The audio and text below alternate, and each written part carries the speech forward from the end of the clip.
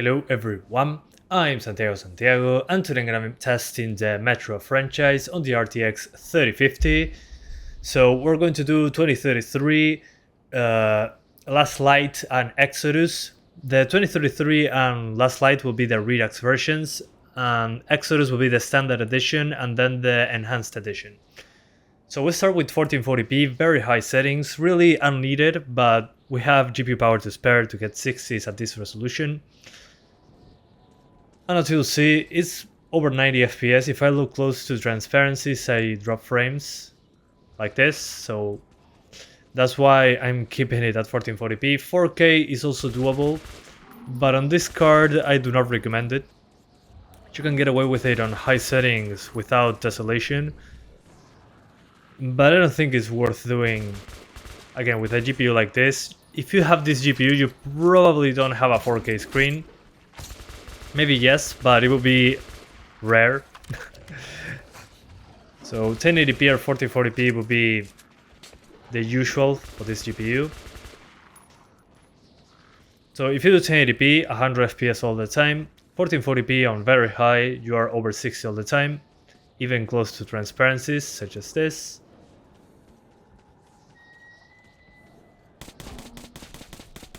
So you're good. Runs fantastically well. This is, in comparison to the original 2033, this one is, the Redux version is using the Last Light engine, so the engine from the sequel.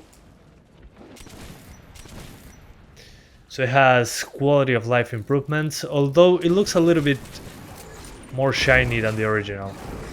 Okay, and the monster grabbed me. That's pretty funny. That hurts. So yeah, 1440p very high should be okay.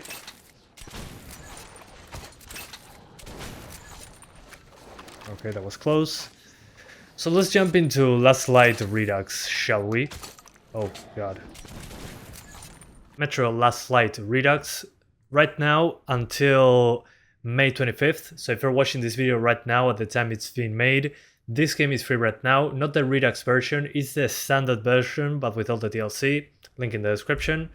So if you are fast enough to watch this, you should be able to claim it for free. It runs basically the same. It looks basically the same, but it's named differently. So very high settings, 1440p. Let's go. So just like the previous one, but it runs a little bit worse. Has more tessellation in the environments. So yeah, this one is more demanding, but it's completely fine at 1440p. Again, 4K, you can do it if you want to on high settings without tessellation, but if you have this card, you probably are not aiming for 4K. So I think 1440p is a good balance. You can also get great performance on 1080p with these settings.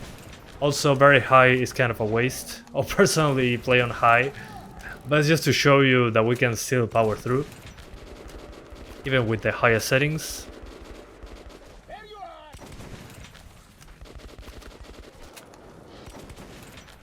And I, of course, entered combat on purpose, just for benchmark purposes. Let's burn these spider webs.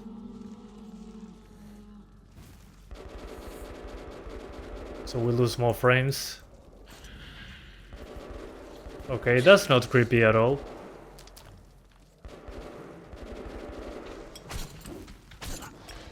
Okay. I forgot that there are monsters chasing me.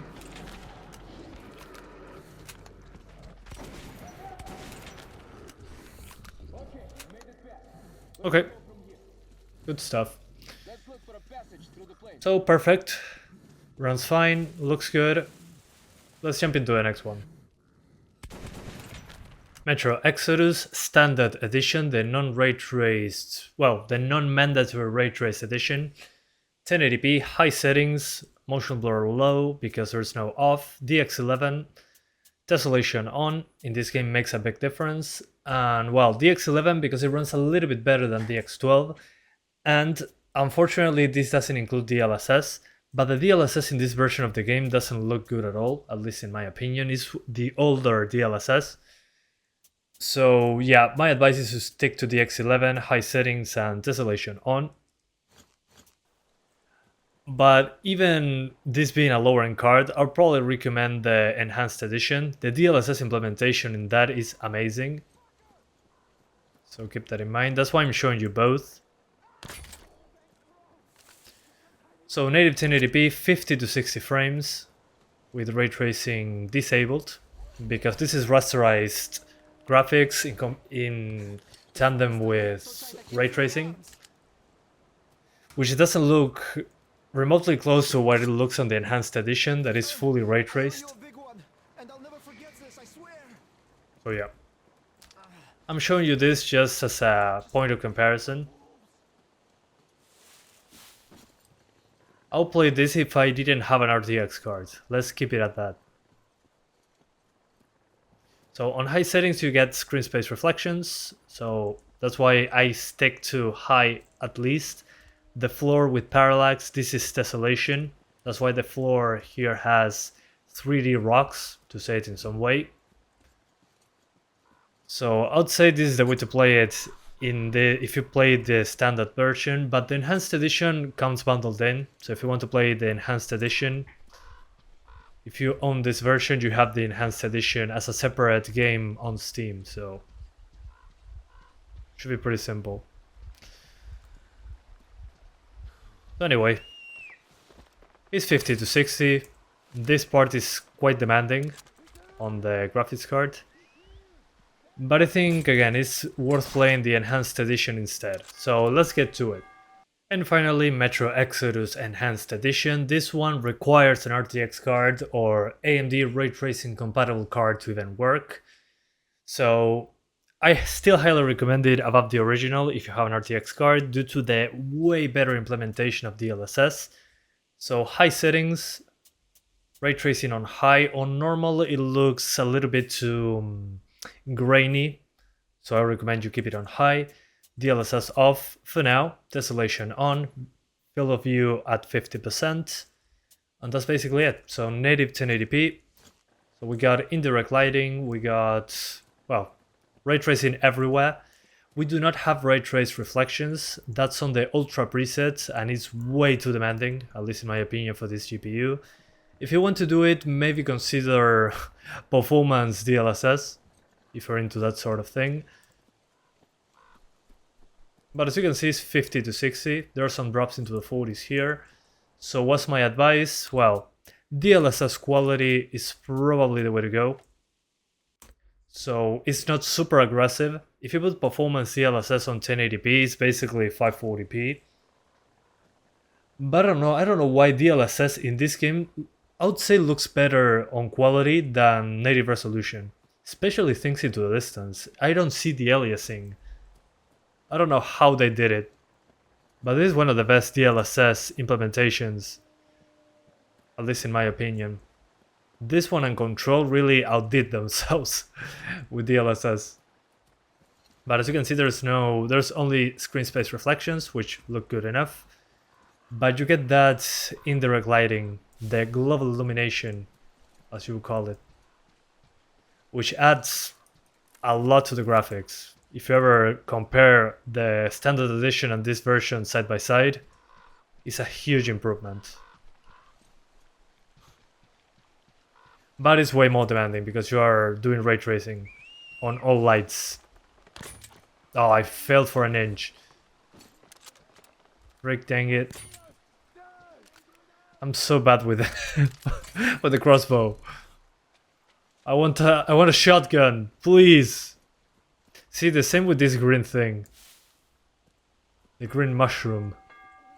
There's indirect lighting. It's even casting shadows.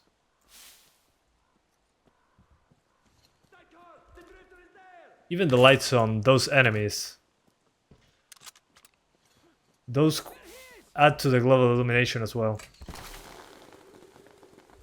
Look. It might not look like it's impressive, but if you compare it with the standard game, it's massively... the look of the game changes completely.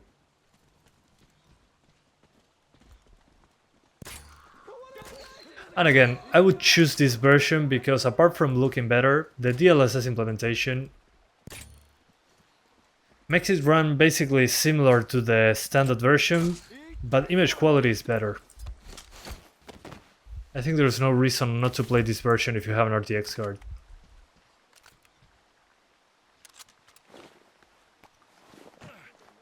In this case, Raytracing is not a gimmick in this version. Reduce 2 atoms.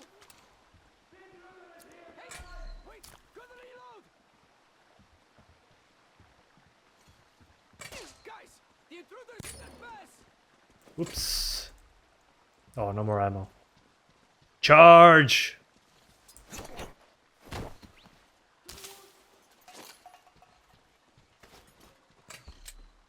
Oh, I forgot to reload. But as you can see, it's fine. Just make sure to use DLSS, high settings, and you'll be good to go. Anyway, that's the Metro franchise on the RTX 3050. Despite being the slowest RTX card out there, I'm blown away on how good this looks and performs. The fact that we can play at 60 frames is pretty impressive, at least in my opinion. And I'll see you next time. Bye guys, thanks for watching.